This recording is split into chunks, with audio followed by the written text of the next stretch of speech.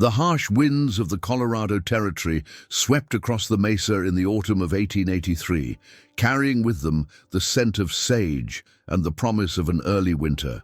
Tom Garrett rode his horse slowly through the rocky terrain, his weathered hands gripping the reins as he surveyed the land that had been his home for the past 12 years.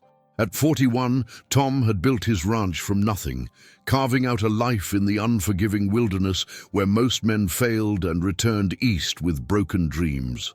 The Double Eagle Ranch sprawled across 2,000 acres of some of the most beautiful and dangerous land in the territory. Tom had chosen this location not just for its natural beauty, but because it sat at the crossroads of several ancient Apache trails. He had learned long ago that understanding and respecting the indigenous peoples of the land was essential for survival, even if his neighbors thought him foolish for his tolerant views. Tom was a tall, lean man with steel-gray hair and piercing blue eyes that had seen too much violence during his years as a cavalry officer before he'd grown disgusted with the Army's brutal treatment of Native Americans. His face bore the lines of a man who had witnessed both the best and worst of humanity, and his hands showed the calluses of honest work, building something meaningful from the harsh earth. As he rode through a narrow canyon that afternoon, Tom's horse suddenly shied, snorting nervously and dancing sideways. Years of frontier life had taught him to trust his horse's instincts, and he immediately became alert, scanning the rocky walls for signs of danger. What he saw made him dismount quickly and approach with caution. Partially hidden behind a large boulder lay a figure in traditional Apache clothing. At first glance, Tom assumed it was a warrior who had been wounded in one of the recent skirmishes between the cavalry and Apache bands. But as he drew closer, he realized his mistake. This was a young woman, probably no more than 20, and she was gravely injured. She wore the distinctive clothing of an Apache warrior, buckskin leggings, a decorated shirt, and moccasins that had seen many miles of hard travel. Her long black hair was braided with feathers and beads, and despite her current condition, she carried herself with the unmistakable bearing of someone accustomed to command. This was no ordinary Apache woman. She was a warrior in her own right. Blood seeped from a gunshot wound in her shoulder, and her breathing was shallow and labored. Her dark eyes, though clouded with pain, tracked Tom's movements with the wariness of a wild animal. When she saw him approaching, she tried to reach for the knife at her belt, but her strength failed her. "Easy there," Tom said softly, raising his hands to show he meant no harm. "I'm not going to hurt you." The woman's eyes narrowed as she studied his face, searching for deception. When she spoke, her voice was barely above a whisper, but her words were clear and spoken in accented but excellent English. "Sir, please don't let me die here," she said, her pride warring with desperation. "I am Aiyana of the Chiricahua Apache. I have fought many battles, but I do not wish to die alone in this place like a wounded animal." Tom was struck by the dignity in her voice, even as she lay dying. Most Apache he had encountered spoke little English, but this woman was clearly educated, probably by missionaries or traders. Her name, Aiyana, meant eternal blossom in Apache, and despite her current condition, Tom could see the strength and beauty that the name represented. "You're not going to die," Tom replied firmly, kneeling beside her to examine her wounds. "My name is Tom Garrett, and I'm going to help you." Aiyana's eyes widened slightly at his name. "You are the rancher who trades fairly with my people," she said with surprise. "My cousin Running Bear spoke of you. He said you were different from other white men." Tom nodded as he carefully examined her shoulder wound. The bullet had passed through cleanly, but she had lost a significant amount of blood and was showing signs of infection. "Running Bear is a good man. He's helped me understand your people's ways. Now let me help you." Laudim, as Tom worked to clean and bandage her wounds, Aiyana told him what had happened. She had been leading a small band of warriors in a raid to recover horses stolen by white settlers when they were ambushed by cavalry soldiers. Her warriors had been killed, and she had been shot while trying to escape. She had been hiding in the canyon for 2 days, growing weaker as infection set in. "Why do you fight?" Tom asked as he worked, genuinely curious about this remarkable woman who had chosen the path of a warrior. Aiyana's eyes flashed with fierce pride. "Because my people are dying," she said simply, "not just from bullets and disease, but from having their spirits broken. The reservation is a place where warriors become beggars and children forget the old ways. I fight to keep our spirit alive, even if I die in the attempt." Tom understood her words better than she might have expected. He had seen firsthand how the reservation system destroyed the souls of proud peoples, reducing them to dependence and despair. It was one of the reasons he had left the army. He could no longer participate in what he saw as a systematic destruction of entire cultures. "I'm going to take you to my ranch," Tom said as he finished bandaging her wounds. "You need proper medical care and time to heal." Aiyana shook her head weakly. "You cannot.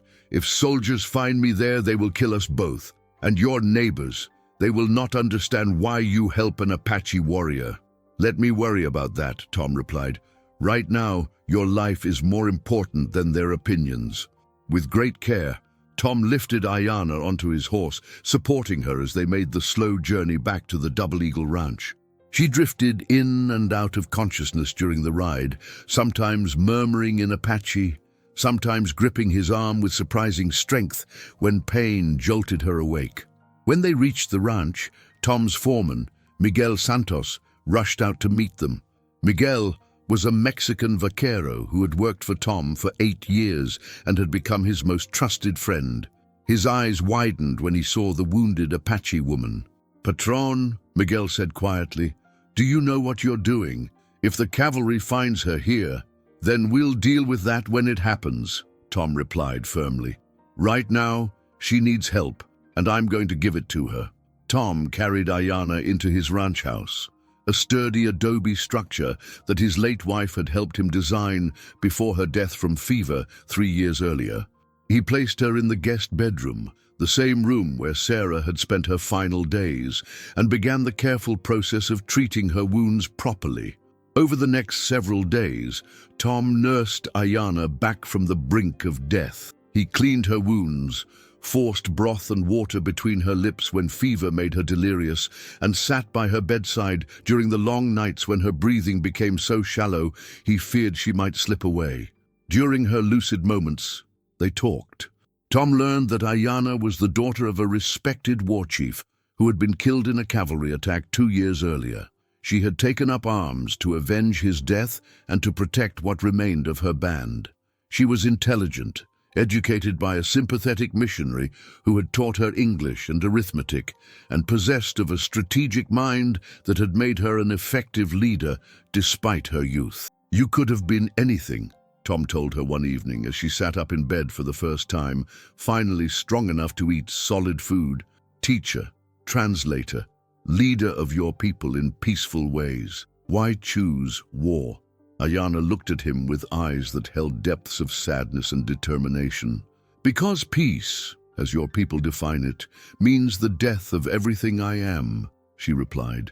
"Your government offers us peace in exchange for our souls. They want us to become pale copies of white people, to forget our language, our customs, our connection to the land. That is not peace. That is extinction." Tom had no answer for that, because he knew she was right. The government's policy of civilizing Native Americans was indeed designed to erase their cultures entirely. He had seen proud warriors reduced to broken men on reservations, their children taken away to boarding schools where they were forbidden to speak their native languages or practice their traditions. As Aiyana grew stronger, Tom found himself drawn to her fierce intelligence and unwavering principles. She was unlike any woman he had ever known, white or Apache. Her strength wasn't just physical, though she was clearly a formidable warrior, but spiritual and intellectual. She challenged his assumptions about the world and made him see his own culture through different eyes. "You are not like other white men," Aiyana observed one afternoon as they sat on the porch, watching the sunset paint the mountains in shades of gold and crimson. "Why?" Tom considered her question carefully. I suppose because I've seen too much death and destruction done in the name of civilization, he said finally. I've learned that a man's worth isn't determined by the color of his skin or the language he speaks, but by his actions and his character. Aiyana nodded slowly. My grandmother used to say that wisdom comes not from knowing all the answers, but from asking the right questions. You ask the right questions, Tom Garrett. As the days passed, Tom realized that saving Aiyana's life had changed him in ways he was only beginning to understand. She had brought something into his world that had been missing since Sarah's death. Not just companionship, but a sense of purpose beyond mere survival. In helping her heal, he had begun to heal something in himself that he hadn't even realized was broken. But he also knew that their time together was borrowed. Eventually, Aiyana would be strong enough to leave, and when she did, she would return to a war that could only end in her death. The thought of losing her, this remarkable woman who had challenged everything he thought he knew about courage, honor, and the meaning of civilization, filled him with a dread he hadn't felt since watching Sarah slip away from fever. The question that haunted him was whether he could find a way to save not just her body, but her soul, and perhaps his own in the process. 3 weeks had passed since Tom Garrett had found Aiyana dying in the canyon, and the Apache warrior had made a remarkable recovery under his care. Her shoulder wound had healed cleanly, leaving only a small scar that she wore with the same pride as her other battle marks. But more significant than her physical healing was the transformation Tom witnessed in her spirit. The desperate, wounded woman he had found was revealing herself to be someone of extraordinary depth and complexity. Each morning, Aiyana would rise before dawn to perform what she called her greeting to the sun, a series of prayers and movements that connected her to her ancestors and the natural world around her. Tom, who had always been an early riser himself, found himself drawn to watch these ceremonies from a respectful distance. There was something profoundly moving about the way she honored the day's beginning, something that spoke to a spiritual connection he had lost somewhere in the violence and cynicism of his army years. Your prayers are beautiful, Tom told her one morning as they shared coffee on the porch. Would you teach me what they mean? Aiyana studied his face carefully, as if weighing whether he was truly interested or merely making polite conversation. Apparently satisfied with what she saw, she nodded slowly. In my tradition, she began, each day is a gift from the Creator, and we must acknowledge that gift properly. We thank the sun for bringing light and warmth, the earth for providing sustenance, and our ancestors for the wisdom they have passed down to us. We also ask for strength to face whatever challenges the day may bring. Over the following days, Aiyana began sharing more of her culture with Tom. She taught him about Apache medicinal plants, many of which grew wild on his own land, but which he had never recognized for their healing properties. She showed him how to read weather patterns in ways his frontier experience had never taught him, and she shared stories of her people's history that revealed a rich, complex civilization that bore no resemblance to the savage stereotype promoted by government propaganda. Your people have such a deep understanding of this land, Tom observed one afternoon, as Aiyana identified edible plants during a walk around the ranch. It's like you're part of it in a way that we white settlers never seem to achieve. That is because you see the land as something to be conquered and owned, Aiyana replied. We see it as something to be lived with and honored. The land does not belong to us. We belong to the land. These conversations opened Tom's eyes to perspectives he had never considered. He began to understand that the conflict between white settlers and Native Americans wasn't just about territory or resources, but about fundamentally different ways of understanding humanity's relationship with the natural world.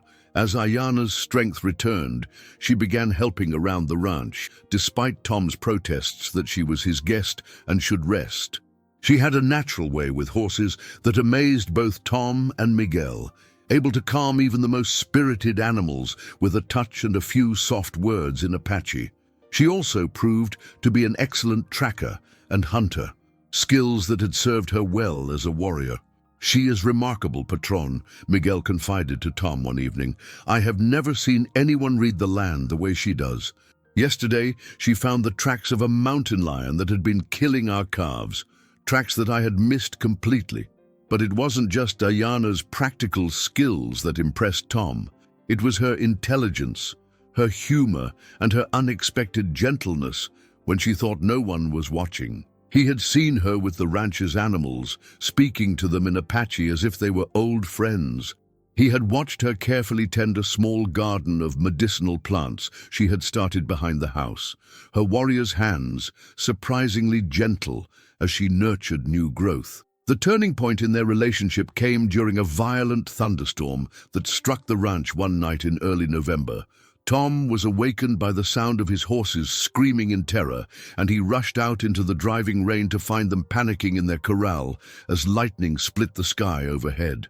Before he could reach them, he saw Aiyana already there, moving among the frightened animals with calm confidence, her voice cutting through the storm as she sang what sounded like an Apache lullaby. Within minutes, the horses had calmed, pressing close to her as if seeking protection from the storm. Tom stood in the rain, watching this remarkable woman who could gentle wild horses with a song, and felt something shift inside his chest, a recognition that went deeper than admiration or gratitude. "How did you do that?" he asked when they had both returned to the house soaked and shivering. Aiyana smiled, the first truly unguarded smile he had seen from her. "My grandfather taught me that all living things speak the same language of the heart," she said. "You just have to know how to listen." That night, as they sat by the fire drying their clothes and sharing a bottle of whiskey Tom had been saving for a special occasion, their conversation turned more personal than it ever had before. "Tell me about your wife," Aiyana said quietly. "I see her things in this house, but you never speak of her." Tom was silent for a long moment, staring into the flames. She was everything good in this world," he said finally. "Kind, gentle, patient with my rough ways. She died 3 years ago from a fever that the doctor couldn't cure. I've been empty since then, just going through the motions of living." Aiyana nodded with understanding. "Grief is like a wound that heals slowly," she said, "but it does heal if you let it. My grandmother used to say that the dead live on in the love they leave behind, and that love can make us stronger if we honor it properly." "What about you?" Tom asked. Was there someone special in your life before you became a warrior?" Aiyana's expression grew distant. "There was a young man named Swift Eagle. We were to be married, but he was killed in the same attack that took my father. After that, I decided that love was a luxury I could not afford. A warrior must have no attachments that could make her weak." "And now?" Tom asked softly. Aiyana looked at him across the firelight, and Tom saw something in her eyes that made his heart race. "Now I'm beginning to think that perhaps I was wrong," she whispered. "Perhaps love does not make us weak, perhaps it makes us stronger." The admission hung in the air between them like a bridge neither was quite ready to cross. But Tom felt the truth of it in his bones. Over the past weeks, caring for Aiyana, learning from her, sharing his life with her, he had felt more alive than he had since Sarah's death. She hadn't replaced Sarah in his heart. No one could do that, but she had awakened something new, something he had thought was dead forever. "Aiyana," he began, but she held up a hand to stop him. "I know what you would say," she said gently, "and I feel it too. But you must understand, I am still a warrior. My people are still dying. I cannot simply abandon that responsibility for my own happiness." "What if there was another way?" Tom asked urgently. "What if you could help your people without throwing your life away in battles you cannot win?" Aiyana shook her head sadly. "There is no other way. Your government will not negotiate with us as equals. They see us only as obstacles to be removed or problems to be solved. The only language they understand is force." "But what if they could be made to understand a different language?" Tom pressed. "What if there was someone who could speak for your people in ways they would have to listen to?" Over the following days, Tom began developing an idea that was both audacious and dangerous.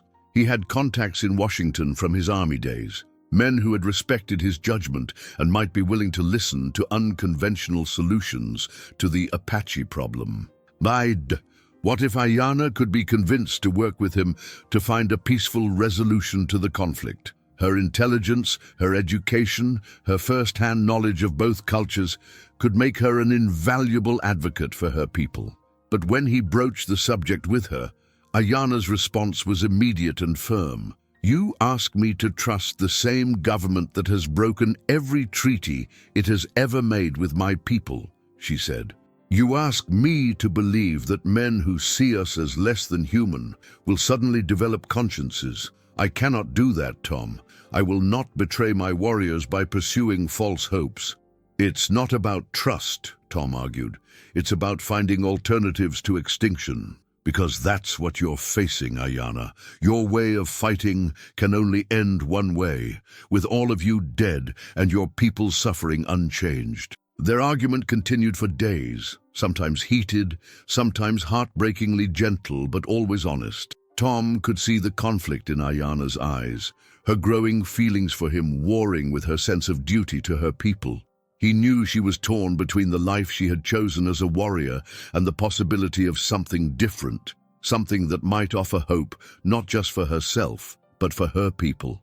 The crisis came when Miguel rode in one afternoon with news that a cavalry patrol was heading toward the ranch. They had been asking questions in town about Apache raiders, and someone had mentioned seeing smoke from Tom's chimney at unusual hours. "They will be here by evening," Miguel reported grimly, "and if they find her—" Tom looked at Aiyana, seeing the resignation in her eyes. She was already preparing to run, to return to the life of a hunted warrior that would inevitably end in her death. "No," Tom said firmly.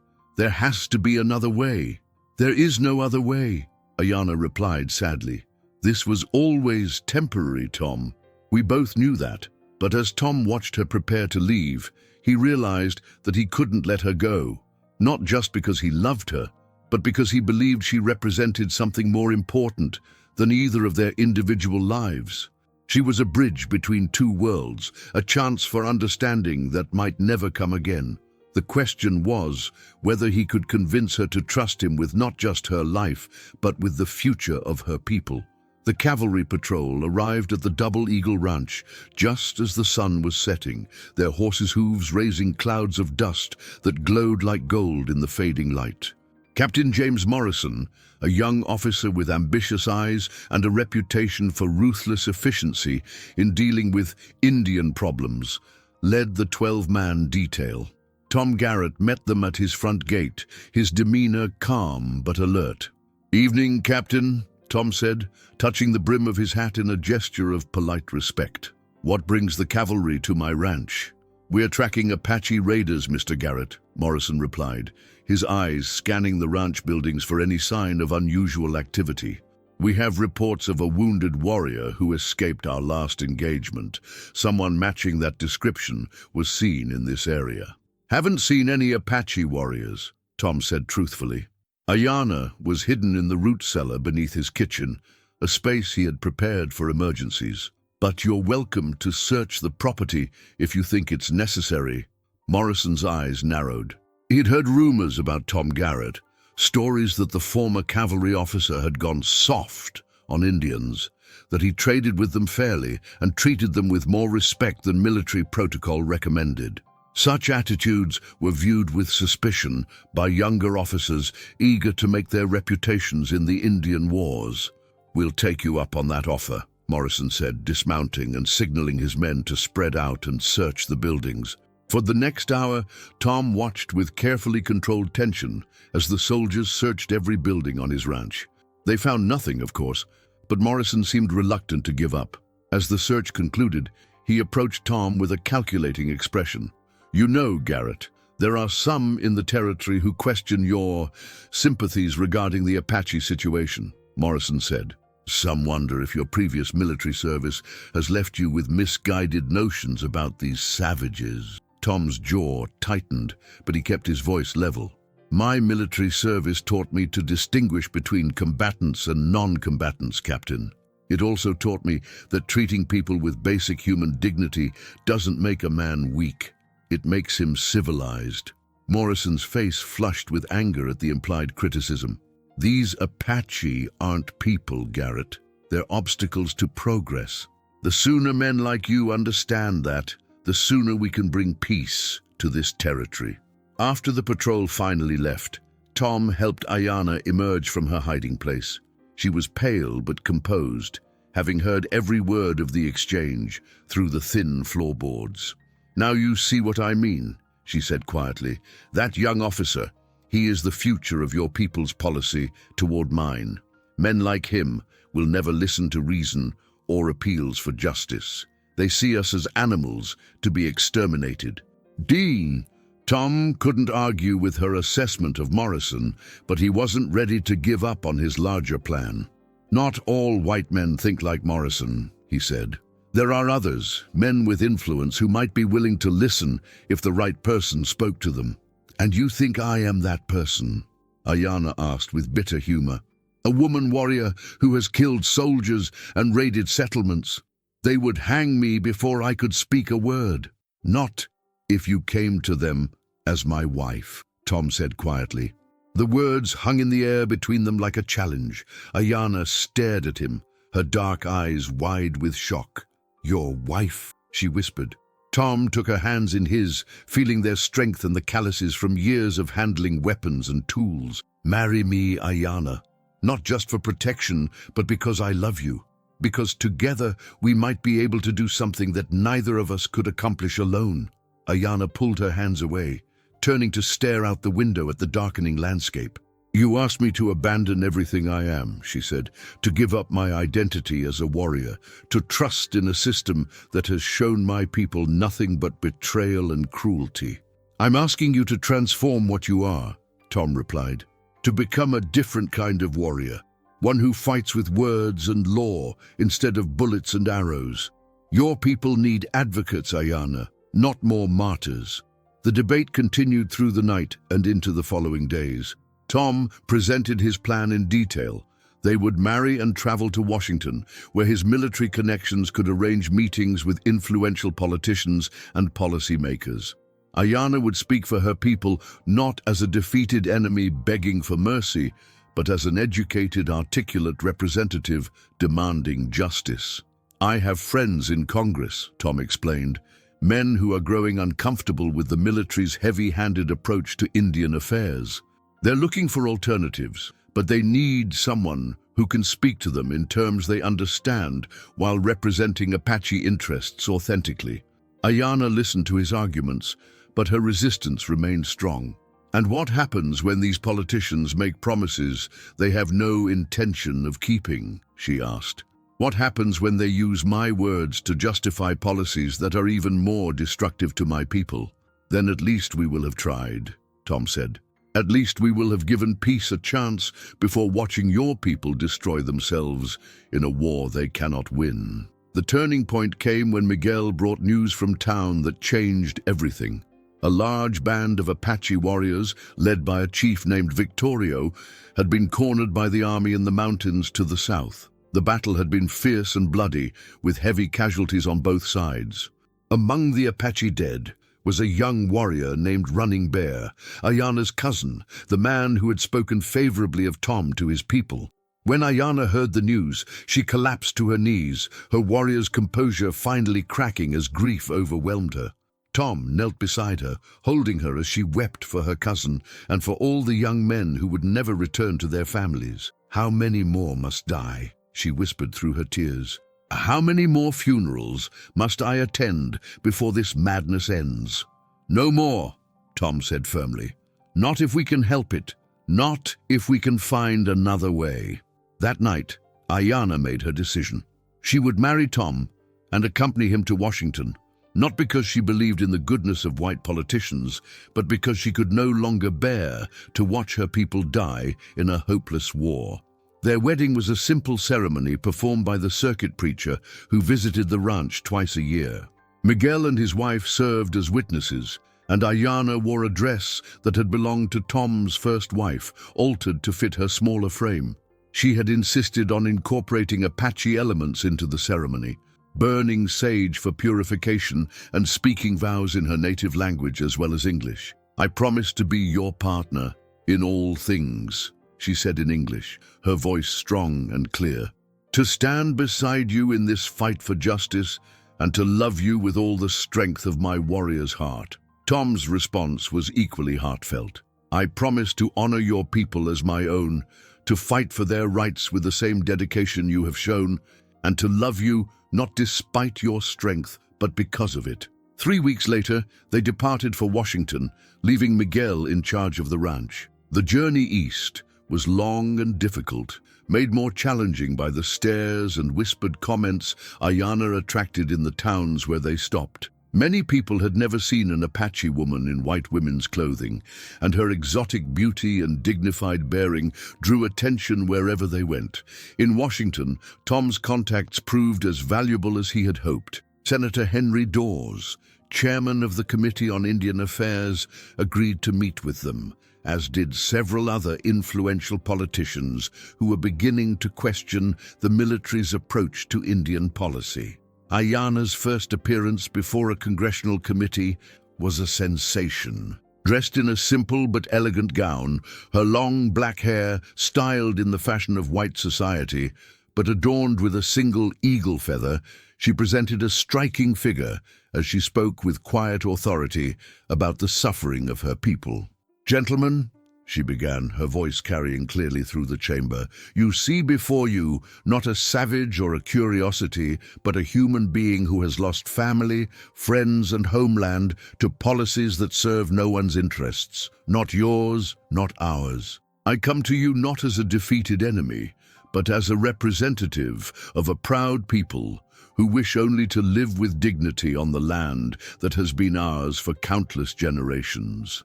Her testimony was powerful and moving, describing the Apache way of life, their deep spiritual connection to the land, and their desire for peace based on mutual respect rather than subjugation. She spoke of the young warriors dying in hopeless battles, of children growing up without fathers, of elders watching their culture disappear.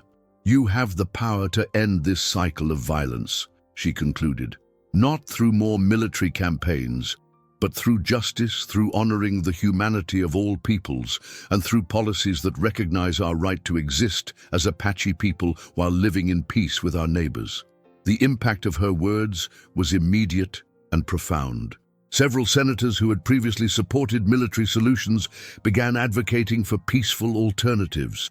Newspaper coverage of her testimony spread across the nation, sparking debates about Indian policy in parlors and editorial offices from coast to coast. Over the following months, Tom and Aiyana worked tirelessly to build support for a new approach to Apache relations. They met with politicians, journalists, and influential citizens, always presenting a united front that challenged stereotypes about both Apache savagery and white civilization. Their efforts culminated in the passage of legislation that established the first Apache reservation with genuine self-governance, where traditional culture could be preserved while providing education and economic opportunities for young Apache who chose to engage with the broader American society. "You have saved more than my life," Aiyana told Tom on the evening the legislation passed. "You have saved my soul and the souls of my people. You showed me that there was another way to be a warrior, one that builds rather than destroys." Tom pulled her close, marveling at the journey that had brought them from that canyon where he had found her dying to this moment of triumph in the nation's capital. "We saved each other," he replied. "You taught me that true strength comes not from conquering others, but from understanding them. You showed me that love can indeed change the world."